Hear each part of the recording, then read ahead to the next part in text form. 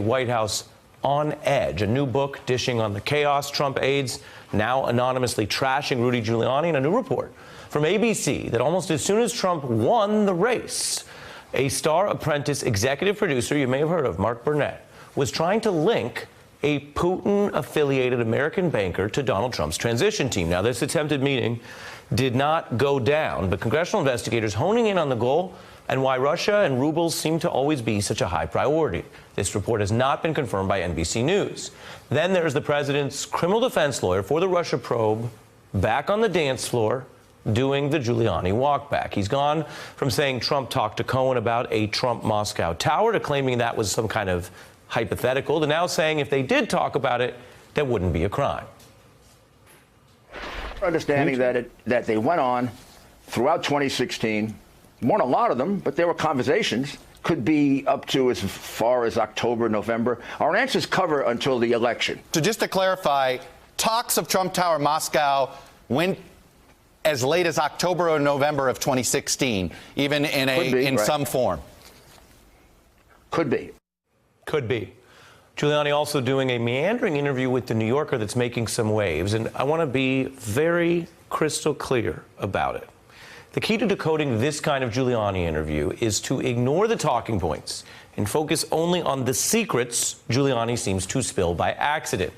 It is like the Romantics famously said, "I hear the secrets that you keep when you're talking in your sleep."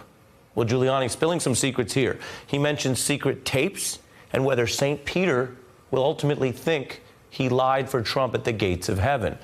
Let me take a quick look with you. On the tapes, Giuliani says he listened to tapes to fact-check some recent media articles and then tries to take it back, saying, well, I shouldn't have said tapes. And then when asked about lying for Trump, he says, well, I'm afraid it'll be on my gravestone. Rudy Giuliani, he lied for Trump, adding somehow, I don't think that'll be it. But if it is, so what? Do I care? I'll be dead. I figure I can explain it to St. Peter. Getting pretty deep there. Now, as we say around here, Giuliani gonna Giuliani. But even someone inside the Trump administration now says they're over it. And this is a current Trump aide talking about the Giuliani dance. A senior administration official says basically, quote, Rudy Giuliani's public comments are not helping when they question why he keeps going on TV. If nothing good can come of it, quote, don't do it. I'm joined now by Barrett Berger, a former U.S. Assistant Attorney with both the Eastern and Southern District of New York, where there's been a lot of action, and Barbara McQuaid, former federal prosecutor, and Matt Miller, a former chief spokesman for the Justice Department in the Obama administration. Greetings to all of you. Matt Miller, do you think there are secrets that can be found as Rudy does these interviews, and what does it tell you that Trump aides are starting to pipe up about it? I think it's very difficult because you never know when he's telling the truth or not. I think it's pretty clear at this point, Rudy Giuliani, his best days as a lawyer are behind him, but he's actually even worse as a public spokesman. And when you watch his interviews, the thing that's striking to me, it is one thing to go on television, make admissions that are damaging to your client but happen to be factually true. You sometimes let a bad fact slip out publicly. It is another thing to go on television and make admissions about your client that may not even be true. And this example of saying the discussions continued as far as November of 2016, an extremely damaging admission for Donald Trump. But it may not be true. It wouldn't match the public record we've seen in the case that seems to indicate those discussions ended in the summer of 2016. So I can understand why other members of the Trump legal team and other members of the Trump communication team would be upset with Giuliani, because he takes opportunities, he takes moments like this weekend when, BuzzFeed had this story knocked down by the special counsel's office, should have been a win for him. And he goes out and creates not just one, but two, three entirely new damaging news cycles about stuff that may not even be true. You put your finger on it. I mean, you've done this kind of work, and it is difficult sometimes to walk the line of being accurate but also secretive about open investigations. You did it for the DOJ. Other folks do it when they're on the other side of these probes. This could have been a time where the news of the headline tonight is still the fallout from Mueller rebutting a public media account. We covered that story last night, but instead you've got headlines and banners across TV screens about Rudy talking about his gravestone, saying maybe he lied for Trump. Yeah, look, I think there are a few problems. One is he doesn't have a very clear command of the underlying facts. And when you go out and you try to talk about an event, about events without having an understanding of the facts with something that is so important and where the facts matter so much as they do in this investigation, you're going to make mistakes. The other thing is that he seems to have no concern about the fact that if he might say something that contradicts what he said previously, what his client said previously, and then he makes these kind of off-the-wall statements, like this statement about what'll happen when he dies and goes to heaven. You would expect an attorney in that situation to say, "No, I'm not worried about that. I never lie on behalf of the president because I don't have to, because my client did nothing wrong, and I expect him to be fully exonerated." It's pretty odd that he said the opposite of that. Let me go to Barrett and say I want to get into what your argument would be to St. Peter if you ever have that situation. But before we get to that. Witness a Fox News anchor basically piling on Rudy, and then Don Jr. piling on Cohen here. We're seeing some of the problems in this type of public defense. Take a look. When was the last discussion about this Trump Tower deal? Because Rudy got everybody really confused, I have to say. I don't know. I don't talk about things that I don't know about. We don't know anything about it. Ultimately, it was Michael Cohen essentially trying to get a deal done. You know, he was there for a long time. He wasn't exactly a deal guy. Didn't bring too many to the table, so I don't think anyone took it all that seriously. What do you see happening there with a witness, or potentially more than a witness, in Don Jr. talking about Cohen, who, of course, may have more to say in public? Yeah, I mean, I have to say I actually, in some small way, agree with Trump Jr. in that statement that you shouldn't go and publicly talk about things that you don't know everything about. I mean, there's no need for Giuliani to be giving public statements at this point. You know, he really, and I think many lawyers would agree, that the best way to let the facts talk is in court, when there's actually facts, when you can do it sort of in a controlled environment. I think what we're going to see with Cohen is a very different approach when he's testifying. You're going to see this in a controlled environment. It's going to be, very prepared. It's, of course, going to not cover everything he knows about, because there's going to be some areas that are probably still the subject of ongoing investigation, so he's not going to get into that.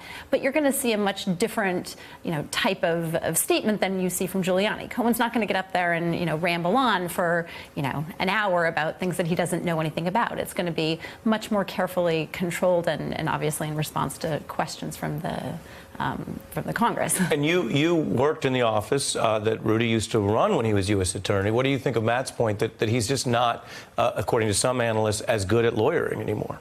Yeah, I mean, look, it's not open heart surgery, but even in the law, precision matters. It's important to be careful with the facts. It's important to be careful with the law. And if you're not going to do that, you shouldn't be talking. It's not open heart surgery, but if you go in to operate on the 100%. Heart, and then you just remove the liver and you never do anything to the heart. Right. I mean, that's the level of mistakes that we appear to be seeing, unless, and we've debated this with our folks, unless you see this as some grand strategy. But I think Matt's point that Rudy has taken everyone away from a winning argument and back into a losing one is striking, and it comes at a time that we may be in, we don't know, but we may be in the home stretch of this whole probe. Is this Rudy's closing public argument? No, that's exactly right. They had a win there. They had a win with the, special counsel's office coming and disputing BuzzFeed's story, and Giuliani's statements really changed the focus of the conversation, and it changed it in a direction that's, not really good for the Trump legal team at this point, which comes back to my point of there is no obligation for him to be making these kind of statements right now, especially when, they were sort of on the wave of this good news story. It seems that it would be, wise counsel to, limit his statements to legal papers. Barbara, your view on any of the above? I think one of the reasons that we're seeing Rudy Giuliani fumble the message on this is it's a real hot potato. He knows that this is a very significant matter. I think there's some clues out there that let us know that this is a really important issue. Number one is Michael Cohen's guilty plea. He had already pleaded guilty to 8 counts in the Southern District of New York, and Robert Mueller insisted that he plead to an additional count about lying to Congress about Trump Tower in Moscow. That tells me that they are paving the way to have him cooperate against others who may be implicated in that as well. And the other thing is, if President Trump is continuing to negotiate a deal into October and November when he is telling the public he is not only does that harm his credibility, but that means Russia knows he's lying, which gives them leverage over him, who is about to become the president of the United States, to be used to coerce him to comply with their demands. So I think this is a very big deal, and I think that's why Giuliani's having so much trouble handling the questions. And Barbara, I want to get your view on some of these witnesses. You were on this program when one witness, Sam Nunberg, famously was saying he might defy the request to testify. He ultimately did. Another set of witnesses that we've talked to are also going back and forth. Jerome Corsi is both suing the Mueller probe to some degree civilly. He's also, though, now saying he's essentially cooperating and that he has given testimony. And then the last time he was on this show, said, look, he's not going to get into a debate with Roger Stone. That is also shifting in the news this week. Take a listen to what he's saying now. Quote, I'm done tolerating Alex Jones and Roger Stone's lies and defamation. My lawyers are right. I never held a government job. I'm not FBI, CIA, or Mossad. Throwing a little Israeli intel there. I never received hush money from InfoWars. I'm not testifying for Mueller, which is to say cooperating but not, going into court to implicate people. I will take appropriate steps to protect my reputation. I wonder what you think about this, because there's a lot of different things that happen in high-profile cases, but this is, I think, even yet and still unusual, and how Mueller is handling continuing to get testimony from these individuals as they feud in public and continue to circle Roger, who reportedly has not gone in yet. Yeah, it's easy to talk tough in the public and in the press, but when you receive a grand jury subpoena and the consequences of failing to comply with that subpoena are sitting in jail, then sometimes the path that you want to follow becomes very clear. I think with Jerome Corsi, he is the one who disclosed that he had received a plea offer from Robert Mueller to plead guilty to false statements relating to his conversations with Roger Stone regarding WikiLeaks. Robert Mueller would not have made that plea offer unless he was prepared to back it up with criminal charges. And so I think that when he refused that, they told him, well, the next step then will be indictment unless you want to change your mind. And it appears now maybe he has done so and changed his mind and agreed to cooperate, knowing that criminal charges may be the consequence if he fails to do so. Barrett, I'm curious your view of that. We're very careful about ever discussing anyone as a potential target of a probe. But we have the written documentation that Barbara mentions, that Bob Mueller told Jerome Corsi, you're a target. This is literally what your indictment will look like written out. Your analysis of where that heads and what the purpose of that is at this stage in the probe. Yeah, I actually don't think that's so uncommon. I think prosecutors will often have, a conversation with somebody that they're trying to potentially sign up as a cooperating witness, where they will lay out all the charges and say, this is exactly what you're facing. And they don't do it as a threat. They don't do it, as a scare tactic. It's really so somebody has all of the information so that they can actually make an informed decision. And in your experience, how often does that result in an indictment if the people don't play ball?